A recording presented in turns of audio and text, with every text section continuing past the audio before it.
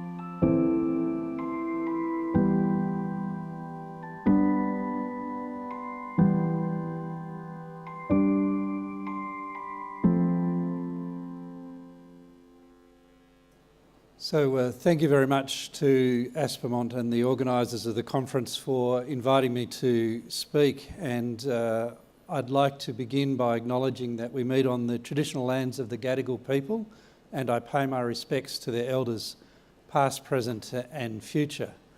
I want to also acknowledge Frey Cranmer as the chair of day 2 of this important conference. So as the Minister for Mines and Petroleum in Western Australia, which I would say is the world's #1 mining and resources jurisdiction, I want to make it clear that the reason we're successful in mining is not because we have a good quarry story, it's because we have a good story in technology. And if we want to discuss Industry 4.0, the idea of there's a global revolution in the way industry is conducted, that is touching Western Australia as well, and mining is no exception to this rapid integration of digital and physical world, the application of emerging technologies impacting every aspect of business. What perhaps isn't well understood in respect of Western Australia's mining industry is that we're at the forefront of this genuine revolution in the way of conducting business. So we are, in Western Australia, a global hub for mining. We do mining very well because we do technology very well. We have 350 world-class mining equipment, technology and service companies, and another 900 world-class petroleum equipment, technology and service businesses, including 400 of those that are international operations with their regional operations in Perth. You know, Western Australia, we have more driverless vehicles than California. Who would have thought that? There's over 190 driverless trucks in operation every day at Rio, at FMG, BHP and Roy Hill, with another 240 being rolled out as we speak. The world's only long-haul, heavy-gauge driverless freight trains operate in Western Australia with Rio Tinto's AutoHaul system, which has done over 1 million kilometres of driverless operations so far since its first operations last year. That required a range of unique technologies to be applied to solve many, many problems. It took many years, but it is another unique example of how Western Australian resources sector is applying technology to solve problems. And of course, global research and development is often said in the resources sector is often centred in Perth, with BP, Rio, Santos, Shell, BHP, Inpex and Woodside all having major research and development centres in Perth. In fact, just as an example, and Chevron as well, Chevron only has 3 R&D centres in the world, and one of those is in Perth.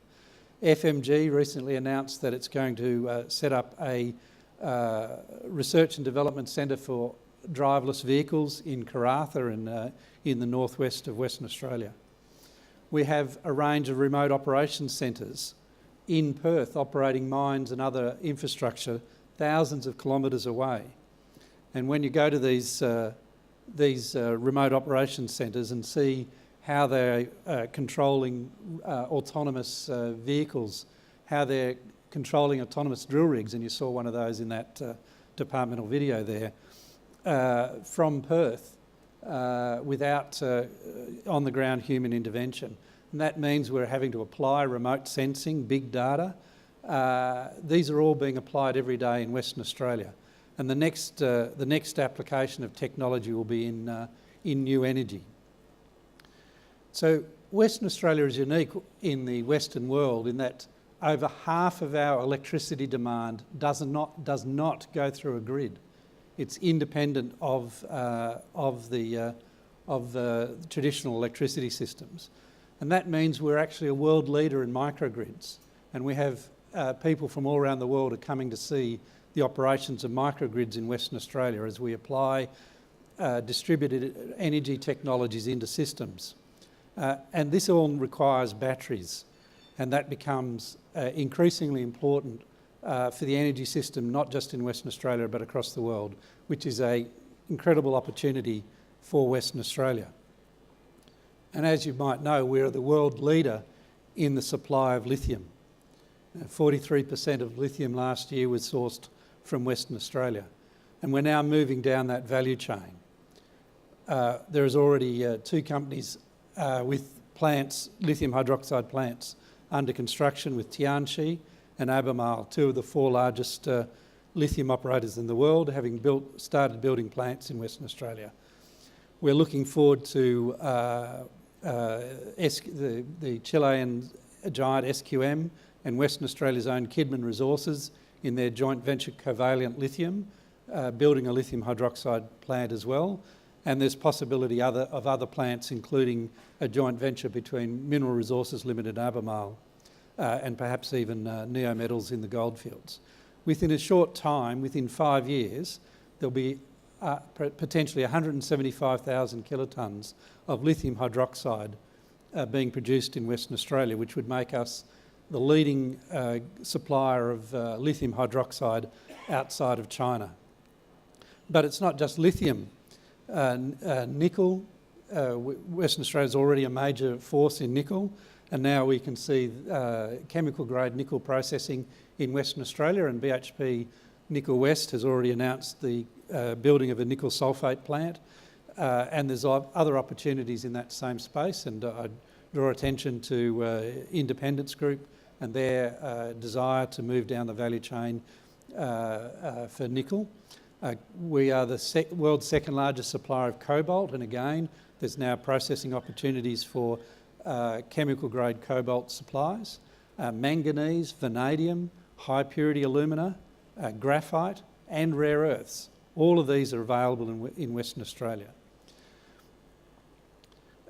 It's clear that this is a major opportunity for Western Australia, and we're determined to take every opportunity. And so last year, the West Australian Government established what was originally called the Lithium Task Force, but has quickly been recognised that it needs to go beyond lithium, and we now call it the Future Battery Industry Strategy. And we were very pleased to have strong engagement from the private sector, and in July last year we were able to hold a symposium with about 150 industry leaders in Western Australia to talk about what the industry might look like in the future. And in January this year, the Premier of Western Australia, Mark McGowan, launched our Future Battery Industry Strategy. This strategy is about taking all the opportunities that are available in Western Australia. It's about the raw materials, all the ingredients that go into a battery.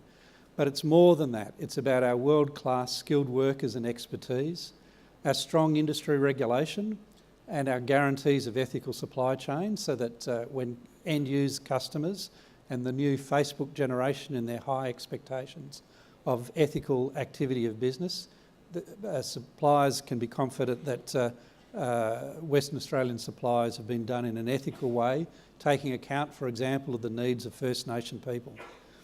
We have existing chemical industries which can support our capacity in these new chemical activities. And that's one of the reasons we've been able to so quickly become a giant in the lithium hydroxide processing sector. We're globally recognised for our research and development capacities, both in universities and in industry. And of course, we also have government-owned industrial parks with project-ready land across the state ready to support investment.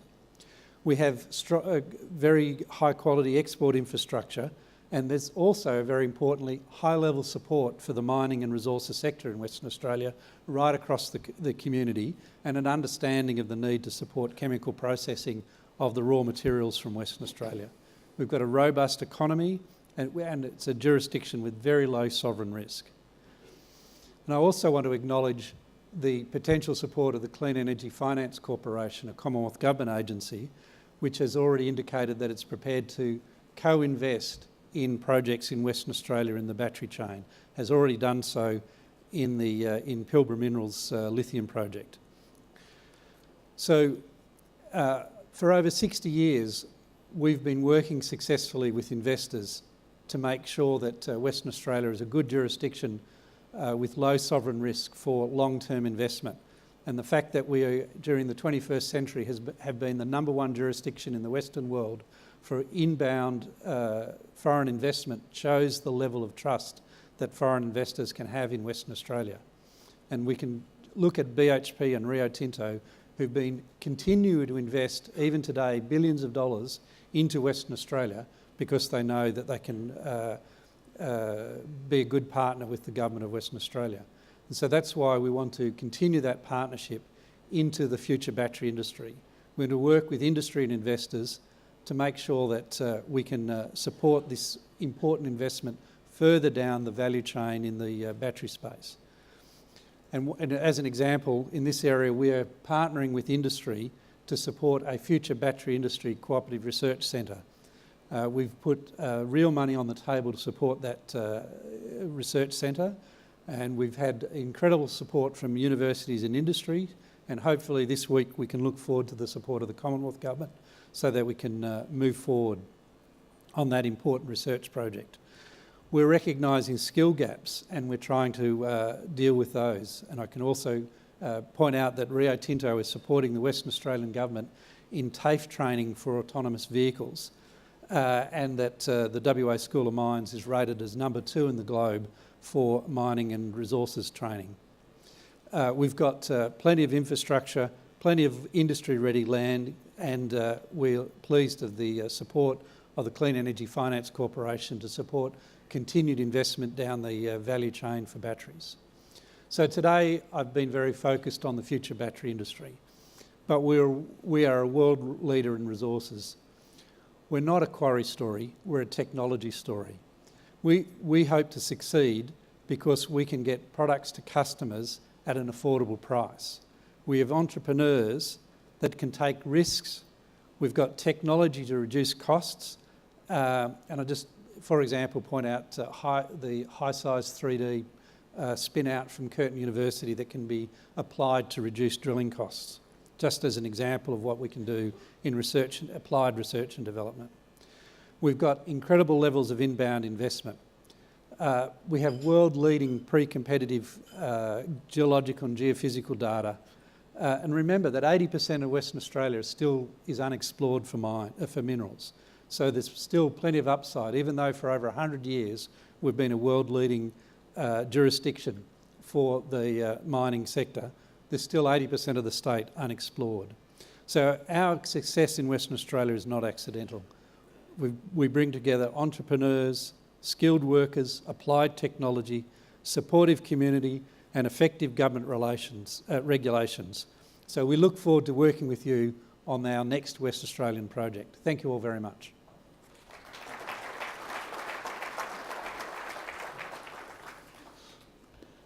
Thanks for that, Bill. No worries. So just picking up on some of what you're saying, the technology story for Western Australia. Now, a lot of what I write about is the METS sector and Sure. those sort of things. Do we have a METS plan?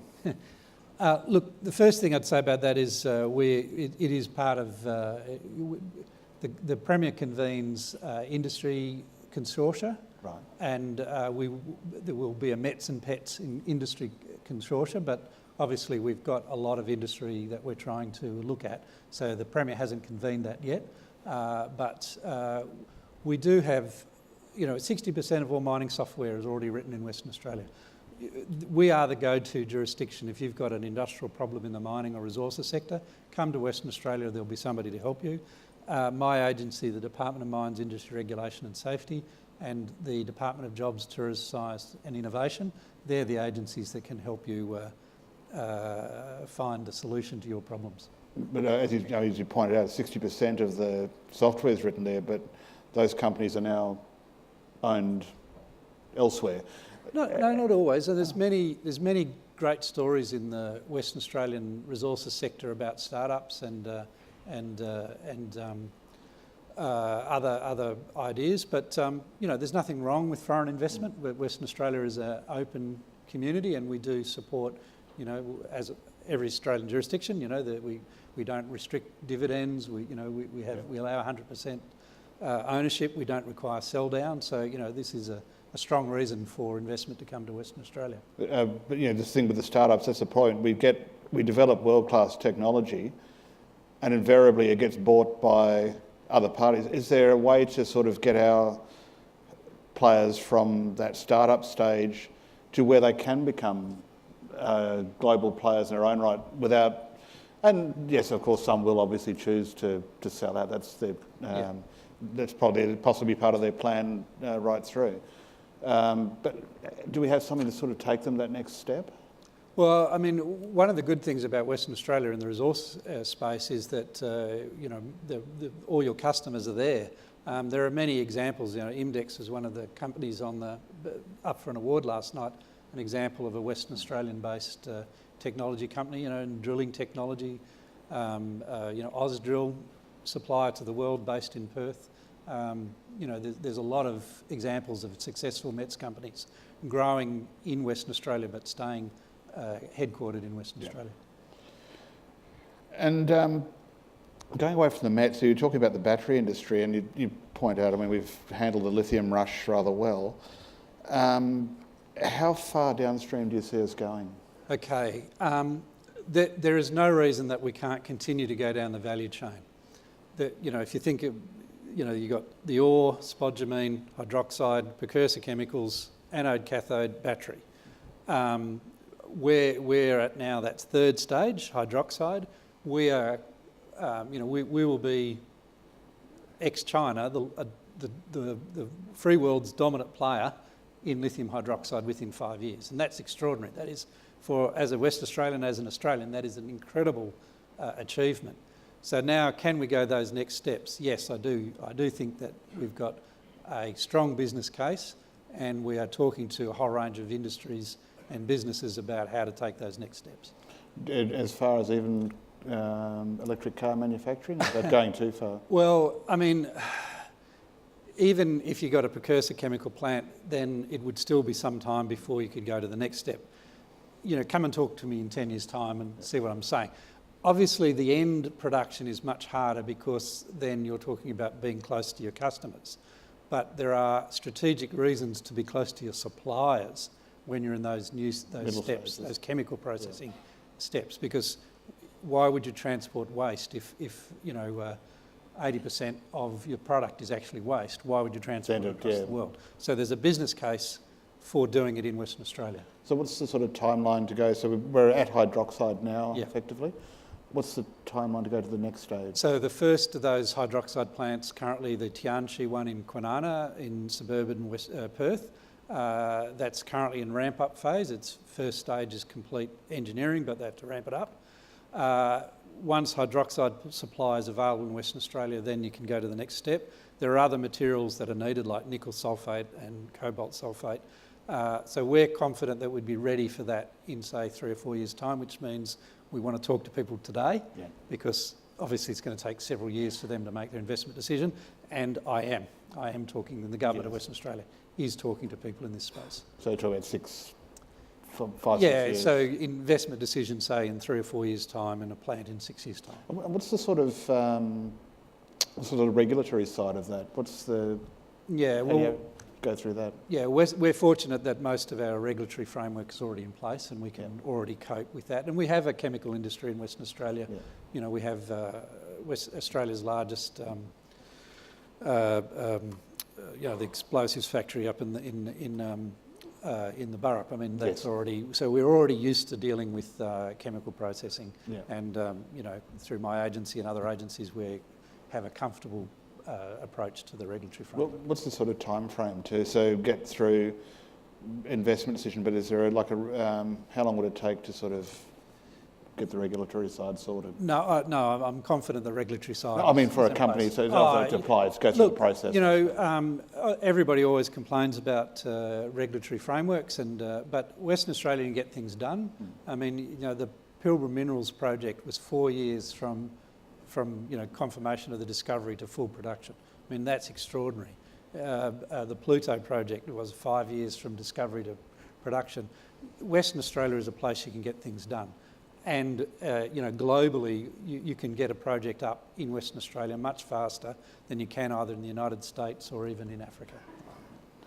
And I noticed with the battery strategy, the headline figure was 6 million, but I get the figure there's a lot more going on behind the scenes there. Could you tell us a little bit about that? Sure. That $6 million figure is the specific commitment to the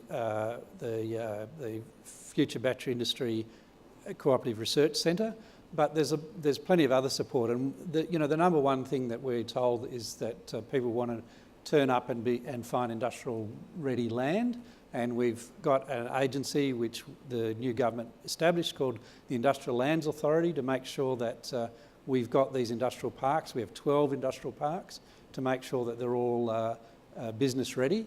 So you can basically turn up in Western Australia if you've got a major chemical processing requirement, and we can offer you land that's owned by the government for lease in any of those 12 parks. That's pretty extraordinary. In Australia, on the East Coast, things have been developing for a lot longer. There's a lot more pressure on land, but we don't have those challenges in Western Australia. Just moving away from the battery side, you've got a royalty battle on with BHP at the moment. Do you feel that's damaged the state's reputation at all? Or enhanced it? Well, it depends who you speak to, I suppose. Look, I can't comment on an individual taxpayer's affairs, and I'm not going to comment on BHP and the discussions they're in because that's not appropriate. But what I can say is that Western Australia is proud of our long history of working with companies to resolve issues over time. We've had a large mining industry for nearly 60 years now. We've very rarely had disputes on these issues. Of course, we're always here to protect the taxpayers because that's who I work for, but we understand that people need stability, and to the extent we can, we've always tried to provide that stability. Okay. And, I mean, FIFO is a massive thing in Western Australia. Just try getting through the airport at 6 o'clock in the morning. On Tuesday, Wednesday or Thursday. Exactly. Yep. But I know in other states they've looked at mandating the approach to FIFO. Is that something you guys are looking at, to perhaps say we want more of a residential operations where possible? Or? Well, look, we have some really good regional communities that deserve to be supported by industry where they can, and I want to acknowledge the work, despite the commentary in the West Australian media, that companies like Rio and Woodside and BHP and FMG have with their regional communities. Rio and Woodside are the major employers for residential workers in Karratha, which is not often recognised. But equally, we don't have a mandate against FIFO. What we say is workers should be given a choice. So, if a project is going ahead with a FIFO workforce, what we say is people should have an option of a residential to the nearest town, and they shouldn't be discriminated against if they want to drive in at the start of their swing and drive out at the end of their swing. then they should be given that entitlement. So that means that some of the projects that are too far from, say, Port Hedland, as an example, you'd expect the workforce to stay on site for their swing, excuse me, but we would expect them to be able to live in Port Hedland for their downtime. We're currently doing, it's just arrived on my desk, a code of practice for mental health in the FIFO industry, and we do want to concentrate very strongly on mental health. There's a lot of evidence. We did a very interesting piece of research that shows that there are a higher incidence of mental health problems for FIFO workers than for residential workers, and so we do need to, as an industry, respond to that, and we're working through the code of conduct. A code of practice, has been put together with industry over the last 18 months, and if it's not on my desk, it will be very soon, sure. And I'll approve it, and then it'll come into force for industry. So we are very concerned about mental health questions, but we don't have a set against FIFO, sure. At all. Yeah. And one other area that has been brought up a couple of times, I've heard that the number of mining-related enrolments, particularly engineering, are way down. Are you guys looking at anything to attract students at all? Yeah, look, we're concerned about the low level of enrolments in the industry-supported programs. That's one of the reasons that we've partnered with Rio Tinto on the autonomous trucks training at TAFE. We're also supporting industry efforts to attract applicants, because one of the problems is that you can't fill the vacancies that are available. Even sponsored vacancies at training at universities are not being taken up, so we're supporting that. The other thing that we're doing, of course, is investing in science in schools, because if you don't have that pipeline of science-ready students, it's very difficult. So we actually have a program to support science into primary schools, because clearly if you don't have kids starting science in primary schools, they don't do it at high schools, they're not available to do it at university. So we have a comprehensive program to support maths and science training in schools and outside. Does it disturb you when you see things like Curtin suggesting they're going to cut back at the School of Mines? Yes, it does. I'm in conversation with WASM and the WA School of Mines at Curtin University, and we're very pleased that Bill Shorten has made commitments to support scholarships for the mining university placements. So there's things happening in this space, and we want to support those. And just interesting to talk about the federal level there. And I read some comments you made yesterday about the federal government, because I noticed suddenly mining has turned up on the federal agenda. For the last 20 years, it hasn't been. It's basically just been, it's working, leave it alone. Yeah. And now suddenly both sides seem to show an interest in it. Sure. Where do you see it heading?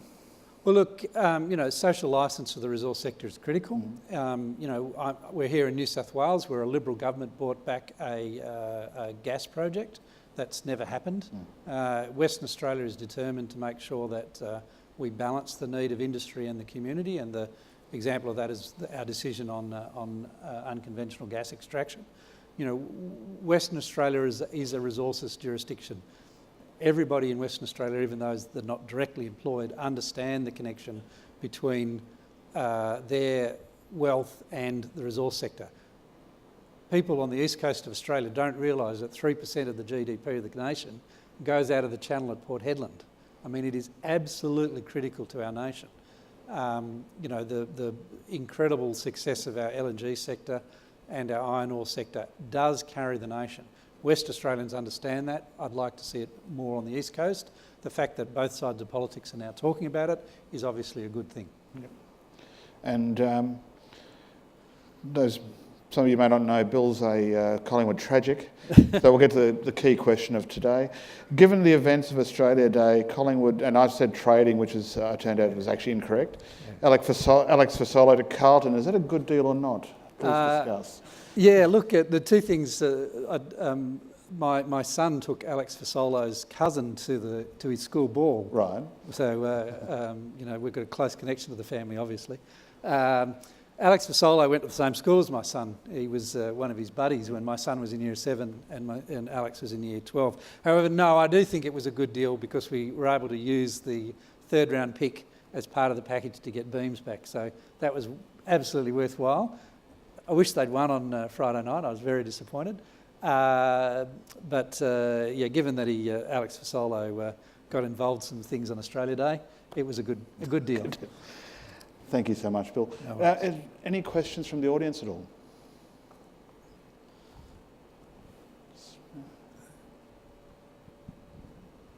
Regina Roos, Schneider Electric.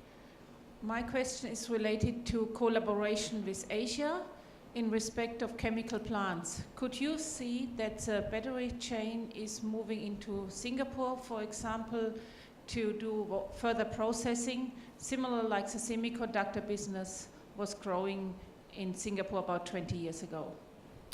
Yeah, look, we're in discussions with companies that have made investments in Asian countries, and some of those are considering returning to Australia because of a range of issues. In respect of the battery industry, the strongest current jurisdiction is China, but there's a whole range of geopolitical reasons that people want to invest outside China, and we do think we can create a business case to support those investments into Western Australia. Anyone else? Oh, sorry.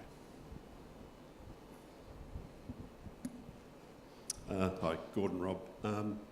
Just curious what your view is. The Department of Environment went a bit AWOL recently and threw a bit of a spanner in the works for some of the resources companies. Do you see that raising its head going forward and becoming an issue? It wasn't the Environment Department, it was the Environmental Protection Authority, which is an independent organisation. They get to make their own decisions. They're not subject to direction from government. However, in Western Australia, we don't have the same system for environmental regulation as on the East Coast. So the final approval is given by a minister, and therefore, in making his decision, the legislation makes it clear that social and economic issues can be included in the decision-making process. Remember, in Western Australia, the current Premier, when he was the Environment Minister, Mark McGowan, he approved a petrochemical plant inside a A-class nature reserve, which is the Gorgon project, the single largest investment anywhere in the globe. So Western Australia has a history of making sensible decisions to support industry. However, let's be honest, climate change is a global problem and we have to respond to it, and we can't, as an industry, ignore it. The fact that Shell, BP, Woodside, Rio Tinto, BHP are all making investment decisions cognizant of the fact that there's a carbon constraint in the globe now shows that industry has already moved. We would love to see federal leadership on this issue. That way we could avoid the problems that occurred in Western Australia. But again, that was guidance from the Environmental Protection Authority. They withdrew it once industry and government made its position clear. But even if that guidance had been implemented, it would still be a decision of a minister of how that guidance would be applied. We're not like the East Coast, where a court makes a decision on an environmental question. In Western Australia, our approval process ends with a minister or even a cabinet decision on major projects. So there is a strong opportunity to make sure that you get a holistic decision rather than a narrow decision on environmental issues. Has there been any suggestion to go down that land court sort of path in WA? No.